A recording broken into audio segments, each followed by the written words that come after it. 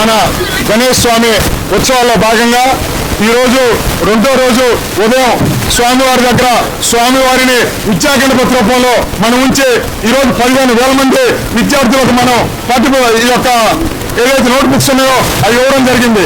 అలాగే సాయంకాలం గత సంవత్సరం లాగే ప్రతి సంవత్సరం కూడా స్వామివారికి మనం డ్రై ఫ్రూట్స్తో అభిషేకం చేసుకొని ఆ యొక్క ప్రసాదాన్ని కూడా మన భక్తులకు ఇవ్వడం మనకు గత సంవత్సరం నుంచి ఆనవాయితీగా వస్తుంది.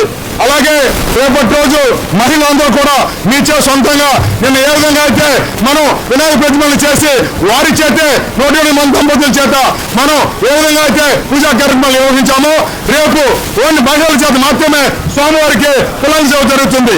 అలాగే శనివారం అనేక సాంస్కృతిక కార్యక్రమాలతో పాటు చివరి రోజు ఆదివారం సోదరులారా దయచేసి మనం గత సంవత్సరం నిమజ్జనోత్సవానికి కొంత సమయభావం లేట్గా బయలుదేరినందువల్ల మన గణేష్ నిమజ్జనోత్సవం లక్షలాది మందితో జరగాల్సిందే కొంత తగ్గింది. ఈ సంవత్సరం దాన్ని దృష్టిలో పెట్టుకొని నెల్లూరులో ఉండే మండప నిర్వాహకులందరూ కూడా 3 గంటలుగా బయలుదేరి స్వామివారి నిమజ్జనోత్సవాన్ని అత్యంత వైభవంగా వేలాది మందిగా బయలుదేరి లక్షలాది మందితో ఆ యొక్క కార్యక్రమం జరిగేదానికి వినాయక స్వామి భక్తులు అందరూ మండప నిర్వాహకులు కూడా రావాలని కోరుతున్నాం.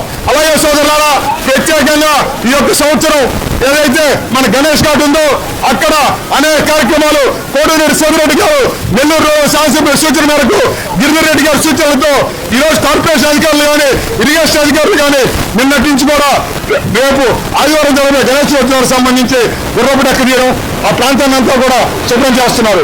వారికి ఈ సందర్భంగా మన మిత్రుల తరఫున వారి ధన్యవాదాలు తెలుపుకుంటూ ప్రత్యేకంగా ఈ యొక్క సంవత్సరం మనకి మన నెల్లూరు జిల్లాకు చెందిన తెలుగు జాతి ముద్దు బిడ్డ సింహపురికే గర్వకారణం భారత 13వ ఉపరాష్ట్రపతి గౌరవనీయులు వెంకయ్యనాయుడు గారు ఈ యొక్క గణేశ నిమజ్జనోత్సవంలో చివరి రోజు ఆయన స్వయంగా పాల్గొంటున్నారు. నిజంగా భారత ఉపరాష్ట్రపతి స్థాయి వ్యక్తి మన నిమజ్జనోత్సవంలో పాల్గొనడం నెల్లూరు ప్రజలుగా మనకెంతో గర్వకారణం.